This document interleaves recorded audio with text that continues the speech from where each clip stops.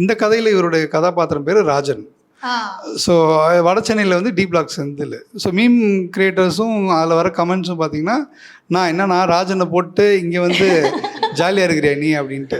So parallel universe, அவர் அங்கேருந்து இங்கே வந்திருக்காரு அப்படின்ற ஒரு பேரலல் யூனிவர்ஸ் வந்து பயங்கர வைரல் ஆச்சு ஆக்சுவலாக மீம் பேஜஸில். சார் எப்படி நீங்கள் வந்து ஆக்சுவலி வந்து குணா அந்த கேரக்டர்லாம் ஒரு மாதிரி ரக்கட் கேரக்டர்.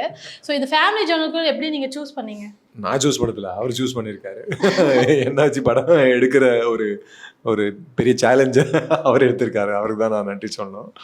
எனக்கு ரொம்ப பிடிச்சது இந்த மாதிரி ஒரு படம் அவர் எடுக்கிறேன்னு அவ்வளோ பேஷனோட வருது. ஏன்னா இந்த மாதிரி படங்கள் ரொம்பவே பேஷன் ட்ரிவன் தான் நான் நினைக்கிறேன். ராஜதான் லைஃப் தான் பண்ணிட்டு இருக்கோம், பெரிய ரவுடி கொலை பண்ணிட்டா அதெல்லாம் வந்து நடந்துட்டு இருக்கோம் ரியல் லைஃப்ல. பட் நம்ம வாழ்க்கையில எல்லாரோட வாழ்க்கையிலும் அது நடக்காதுல்ல.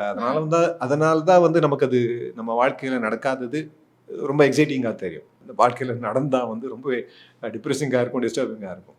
So that's why people want to watch films like that. But இந்த மாதிரி படங்களை வந்து பார்க்குறது வந்து ஒரு ரிஃப்ளெக்ஷன் மாதிரி இருக்கும்னு நினைக்கிறேன்.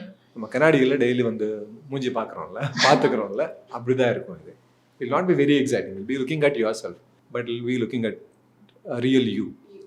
உண்மையாக அவங்கள பார்த்து நான் இதுவும் தானே பார்த்துக்கிற மாதிரி இருக்கும் இந்த படம்.